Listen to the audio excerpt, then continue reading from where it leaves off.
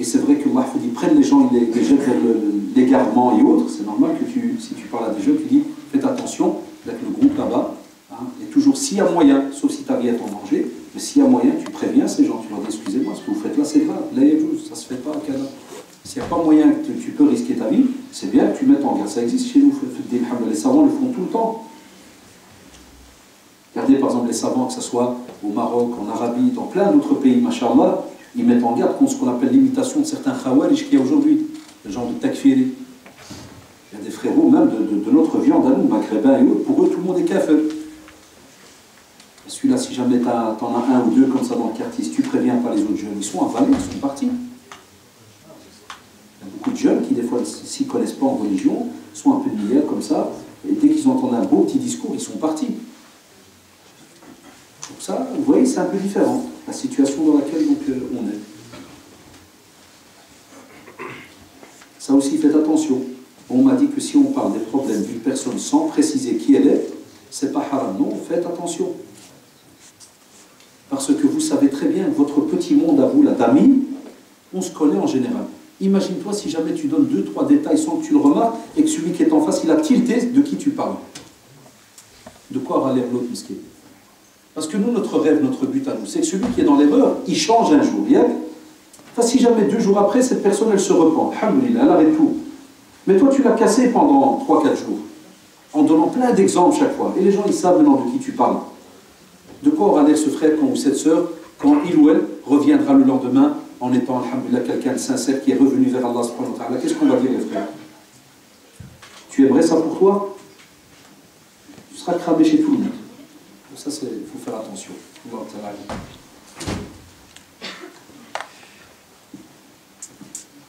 Que peut-on faire d'un groupe de personnes que l'on est obligé de fréquenter et qui parle toujours sur une personne qui m'a causé du tort? Et lorsque je l'appelle à l'ordre, on me répond, mais regarde ce que cette personne t'a fait. Non, tu continues, cher frère ou chère sœur, à remettre les gens dans le droit chemin. Cette histoire, c'est entre toi et la personne qui t'a fait du mal. Les autres n'ont pas à venir tout le temps rallumer la flamme. C'est même très grave ce qu'ils sont en train de faire là. Qui harchent, toi, ils allument. Ils revivifient la flamme là qui est en toi. La colère et ainsi de suite. Alors qu'Allah subhanahu wa ta'ala, Allah c'est très bon. Mais on ne lit pas beaucoup le Coran, les shabab. Regardez comment Allah subhanahu wa ta'ala a dit, écoutez bien. Il a dit وَإِن طَائِفَتَانِ مِنَ الْمُؤْمِنِينَ اقْتَتَلُوا. Qu'est-ce qu'on fait? فَأَصْلِحُوا بَيْنَهُمَا. Comment est-ce qu'il les a appelés tous les deux? Comment il les a appelés? وَإِن طَائِفَتَانِ. C'est quoi وَإِن طَائِفَتَانِ? C'est si طَائِفَتَانِ. 2 parties, 2 groupes. اقْتَتَلُوا, ils se combattent. Mais comment il les a appelés ces 2 groupes? Alors qu'ils se combattent, hein, il les a appelés وَإِن طَائِفَتَانِ مِنَ الْمُؤْمِنِينَ. Il les a appelés croyants. Donc ça arrive entre croyants. Il les a appelés mu'minin. Il les a gardés dans l'islam, Allah subhanahu wa ta'ala. Il a dit alors, fa'aslihu, c'est un ordre, comme on dit les savants, c'est un impératif. Fa'aslihu baynahuma. Hatta dans le usul, ils te disent que dans les racines des lois, ils te disent fa'aslihu ici, c'est pas si jamais vous voulez, c'est un ordre. Parce que vous savez très bien qu'il y a des fois des séras, des tournures impératives qui apparaissent impératives, mais c'est pas de l'impératif, c'est-à-dire que c'est pas obligatoire. Ici, dans ce cas-là, le sulh est obligatoire. Donc la même chose pour ici, au lieu que tu allumes ton frère en lui disant chaque fois, même tu te rappelles qu'il t'a dit un mot il y a 2 ans, là, essaye de venir et même dans la main, vous dites voilà, ce dossier, on doit le clôturer, on doit l'arranger. Est-ce que nous on fait de cette manière-là? Non, on a eu billah. On doit venir avec la personne pour l'aider. Je voudrais savoir les parents qui sont contre les mariages mixtes, algériens, tunisiens, marocains ou autres. Ah, vous avez oublié de mettre africain aussi. Ah oui, en France... En France, on aime bien Bilal, radiallahu anhu, mais que dans les livres et dans les films, le messager. Alors que quelqu'un qui est noir vient demander en mariage un Marocain ou une Algérienne ou une Tunisienne, ça passe par la couleur. Il y a un père qui m'a dit ça. On est tous blancs dans la famille. C'est très comme ça, le petit noir il vient au milieu de la famille. Subhanallah. Je dis Bilal, mais non, ça c'est Bilal. Ah, Wallah, c'est grave, on est des racistes, hein. Attention, certains. Bien de parler de l'extrême droite, hein. On a aussi l'extrême droite musulmane chez nous. Ah, une de ces extrêmes aussi, Et vous savez de quoi on parle. Chez nous, alhamdoulilah, en Belgique, on n'a pas pour cette maladie, à ce pourcent que je vois ici en France, c'est une question qui revient tout le temps.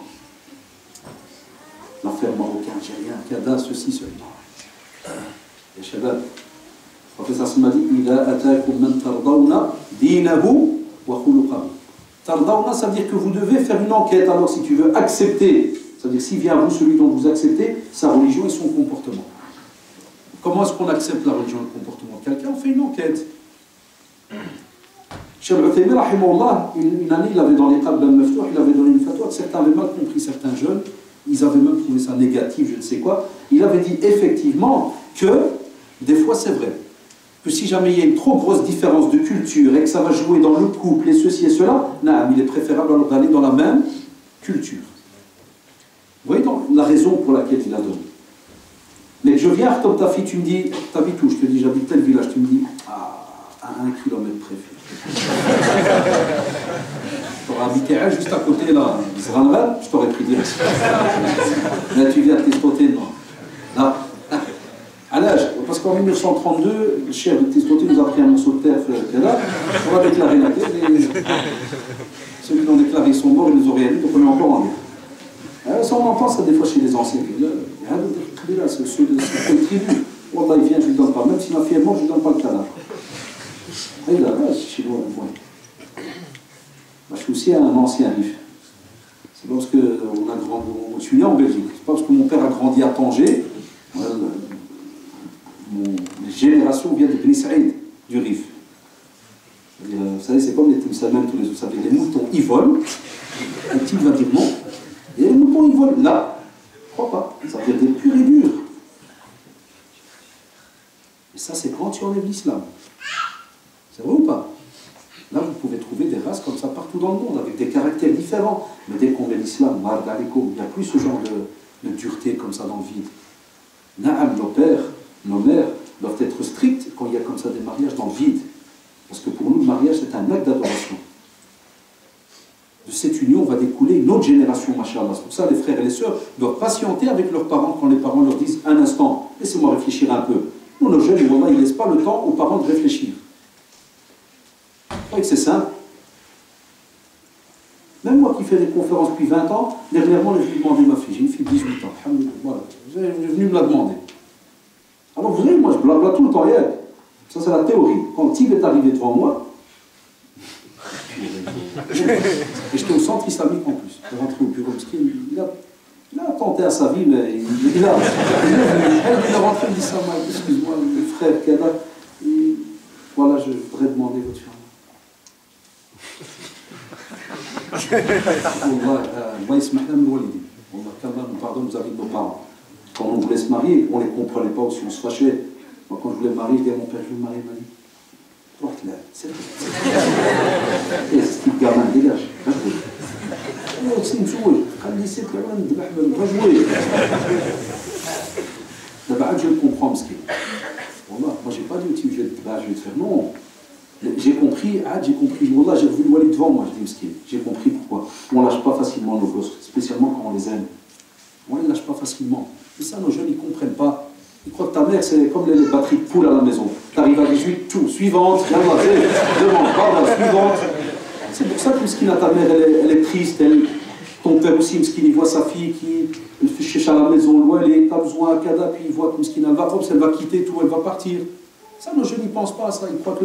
Et ils ne pensent même pas... Vous savez, une des choses qui fait aussi peur le Walidine, vous savez, c'est quoi? C'est au début, ils étaient à 10 à la maison, puis le lendemain, ils se retrouvent que lui et le Hadja Mskin, tous mariés. Vous croyez que ça ne les touche pas?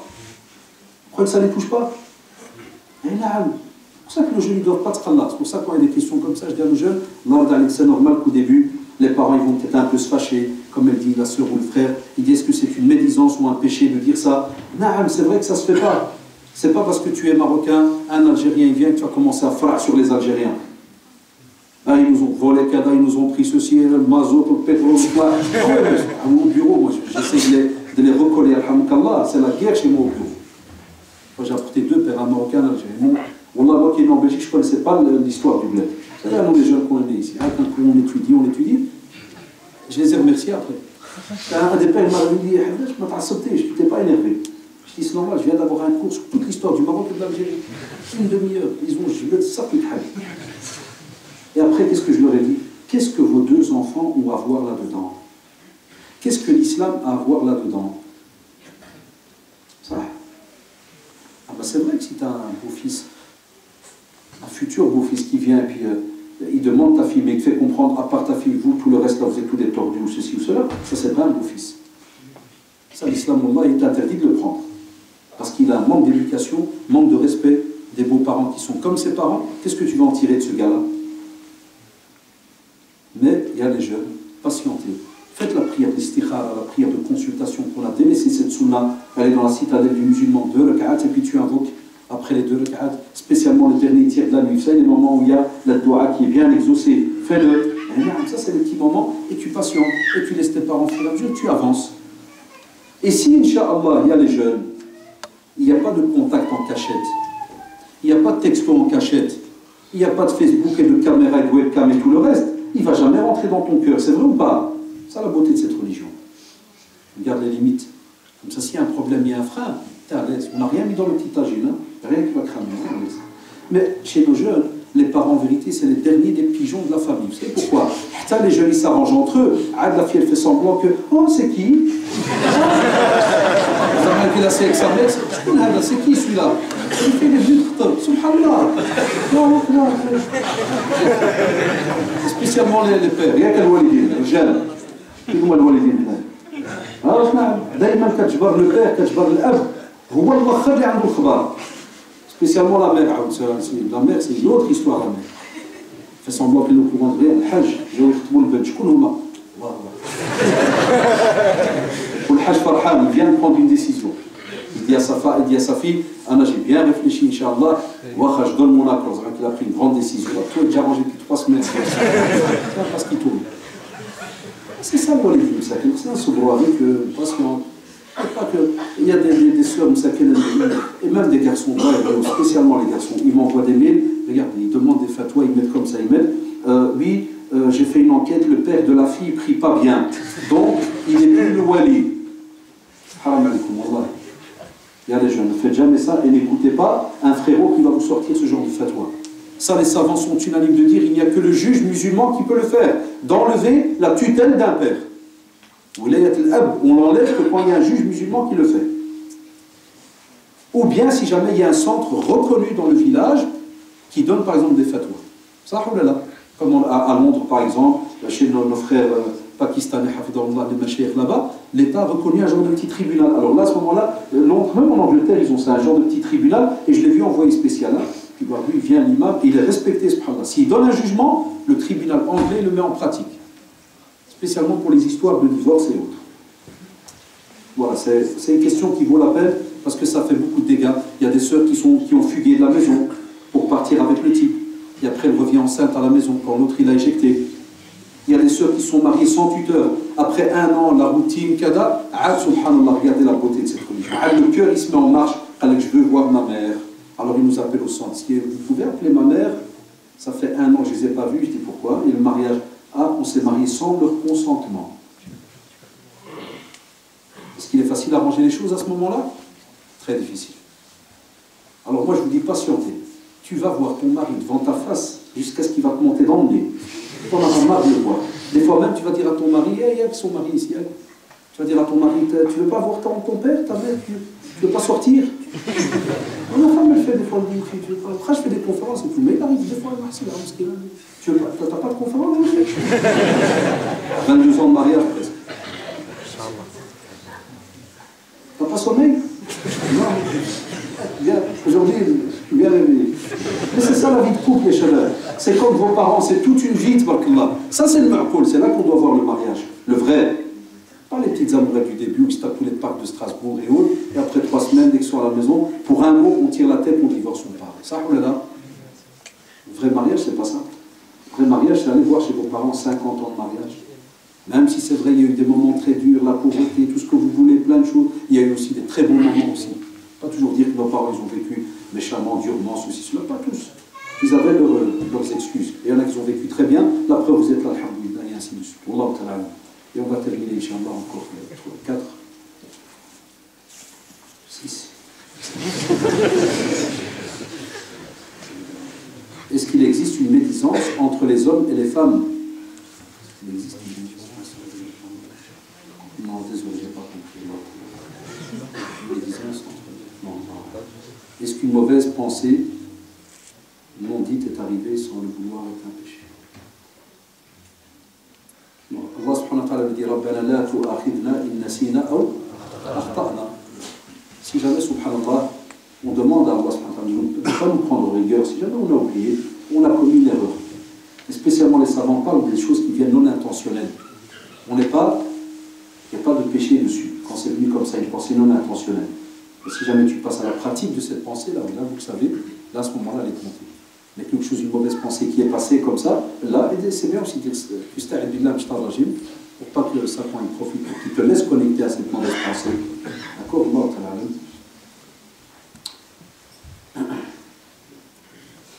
Ça aussi, je suis dans une situation où je conseille ma mère pour reconstruire les morceaux avec sa famille et améliorer son comportement, mais elle refuse et nos relations se dégradent. Pourquoi mélanger ta relation avec les problèmes de la famille? Ça n'a rien à voir, chers frères ou bien chères sœurs.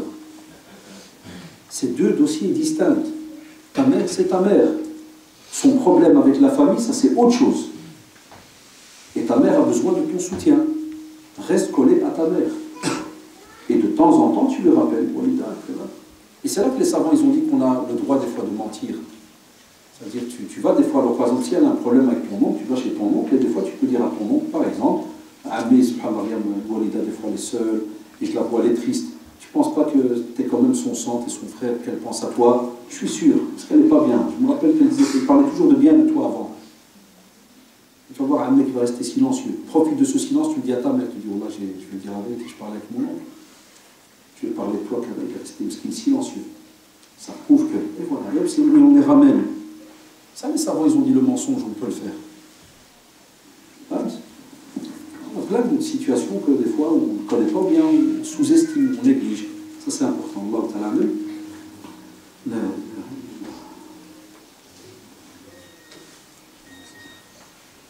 Non, tout le monde ne médit pas. Aujourd'hui, comment se faire le rappel sur la médisance alors que tout le monde médit?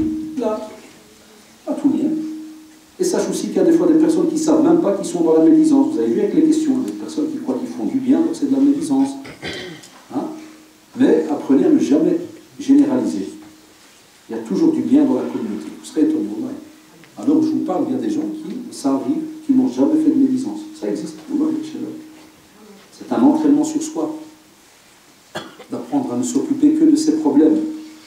D'apprendre à se dire, est-ce que moi je vais m'en sortir le jour du jugement dernier? Rien que par rapport à mon dossier, que penser le dossier des autres? Hein? Il y a des gens qui arrivent à le faire. Donc, là.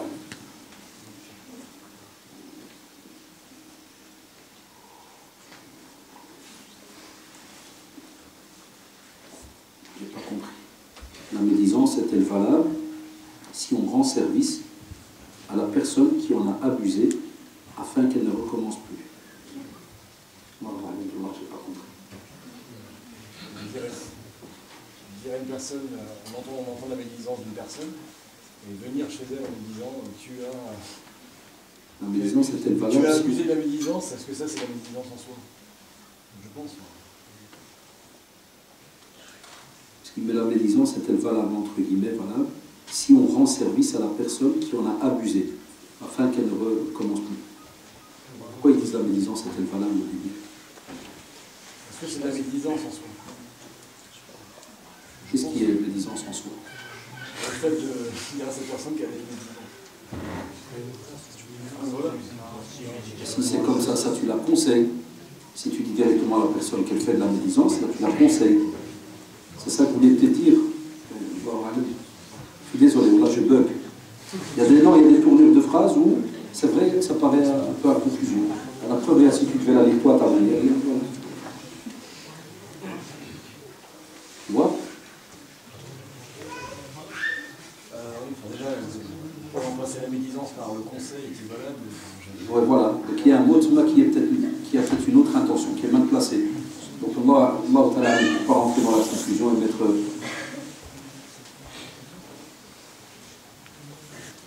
Voilà, avoir une mauvaise pensée envers quelqu'un, mais on s'abstient de le dire. Est-ce que c'est compté comme péché? Ya Shabab, pourquoi avoir une mauvaise pensée comme ça sur quelqu'un et la garder comme ça dans sa tête? Pourquoi? Quel est ce bénéfice tiré? Vous l'avez entendu tout à l'heure, subhanallah, dans les remarques que faisaient les anciens salaf salih, ils le disent, ils te disent, subhanallah, que si jamais tu laisses à l'intérieur, c'est comme quelque chose qui te brûle de l'intérieur. Alors pourquoi laisser une mauvaise pensée sur quelqu'un à l'intérieur, dans ta tête? Vous savez très bien, c'est un autre dossier, c'est pas vraiment de la médisance, c'est autre chose. Hein? Donc, ne laissez pas comme ça un dossier à l'intérieur de vous-même. Ça ne sert à rien. Il ne faut pas. Parce que je vous assure sincèrement, quand vous laissez des dossiers comme ça qui sont lourds à l'intérieur, là, wallah, ça va vous ronger. Et si jamais ça vous ronge, ça va vous diminuer vos actes d'adoration. Et ça va diminuer votre concentration. Tout ça va diminuer.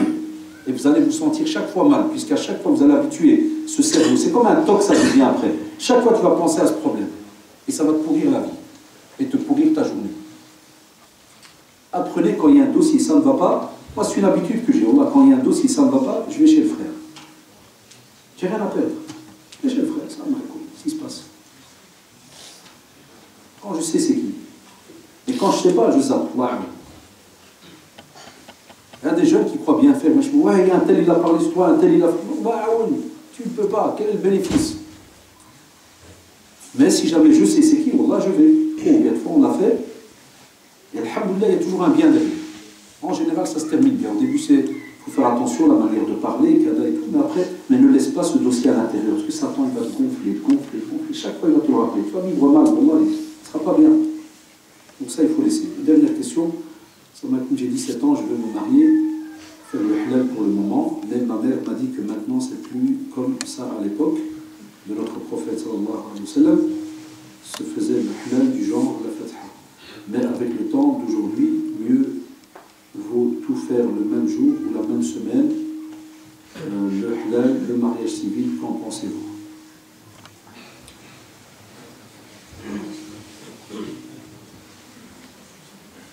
Sachez, ya Shabab,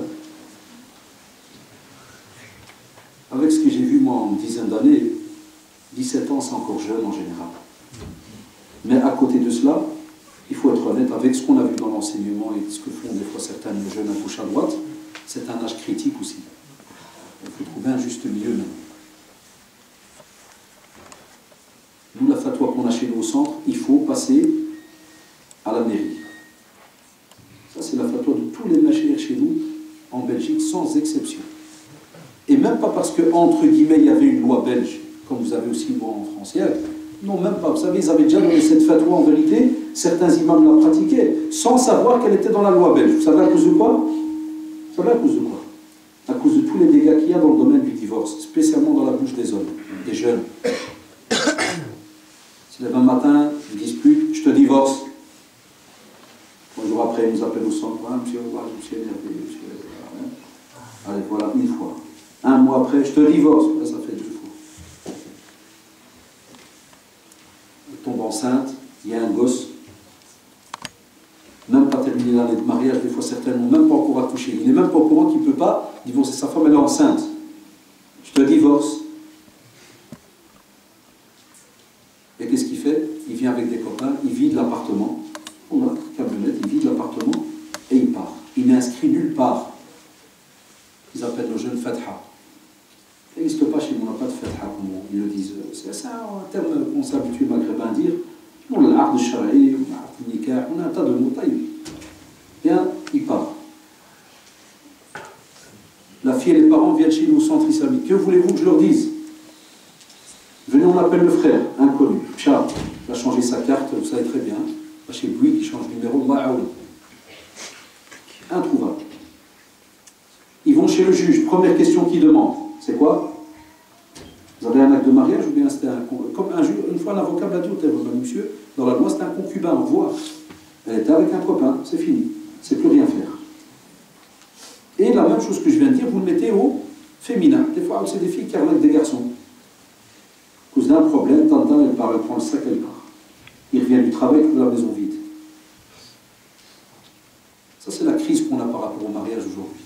C'est pour ça que vos parents, chères sœurs ou chers frères, parce que je ne sais pas si c'est une sœur qui parle de mon frère, c'est pour ça que peur ces derniers temps. Parce que ça se termine des fois d'une manière très compliquée. Alors tu as des petits jeunes qui s'amusent, t'envoient des mails. Cher frère, il n'y avait pas la mairie au temps du prophète, mais il n'y avait pas aussi des chemins. Ah oui. Ah, des fois je suis méchant dans ce dossier. Ah oui, non, on soit honnête les frères. Ça, oulala. Moi, je vous parle avec 15 ans de bureau. Je ne vous parle pas à Ida dans le vide. Je ne m'occupais que des divorces. J'ai même démissionné il y a 4 mois au fait. Hein. C'est pour ça que j'étais à l'enseignement, démissionné. J'ai gardé que le côté prédicateur donc, de la Ligue du monde islamique. J'ai dit au directeur, le bureau, tu m'oublies, cher, un bureau. Ça. Je travaille 6 jours semaine, lundi, samedi.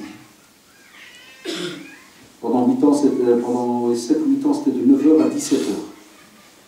Après, on a fait sauter l'heure de table pour qu'on puisse quitter le bureau à 16h, tellement on en avait. Et la file, parce que c'est gratuit le service qu'on donne, la file, c'est tous les jours. 2 rangées, on avait. Les femmes assises d'un côté, les hommes de l'autre. Et à dire, séparation. Des jeunes, 25 ans. Et tout le temps, des jeunes qui viennent et qui s'assient, qui me parlent. Je vous ai exprès au début, hein, parce que j'étais encore patient. Ils me parlent pendant 2 heures. Et on a qu'à, et l'autre fois, elle m'a fait, l'autre fois, il m'a fait, l'autre fois, l'autre. Puis je leur dis, vous êtes mariés depuis combien d'années? 5 mois. Je dis, vous dormiez à quelle heure? Tout ce que vous avez fait là, vous avez dormi quand? Il faut minimum 5 ans pour faire tout ça. 5 mois. Shabab qui se broche, il ne patiente pas. C'est pour ça que ta mère, ton père te dit patiente un peu. Je sais, wallah, c'est pas facile. Avec tout ce qu'on voit aujourd'hui, tout ce qui, vous savez, vous connaissez tous les détails. Le jeune, il arrive à un certain âge, il s'est retenu, la fille, la même chose. Puis on voit les petits amoureux à gauche, à droite, on voit à l'école certaines choses, on voit dans le bus, dans le métro, dans le parc, dans les publicités, tout ce que tu veux. C'est pour ça que le prophète, sallallahu alayhi wa sallam, il a demandé de jeûner. Il y a même comme ça des jeunes qui me disent, ah, monsieur, ça fait 10 ans que je jeûne. Et après, c'est pas pour jouer. Si tu jeûnes avec l'intention la vraie,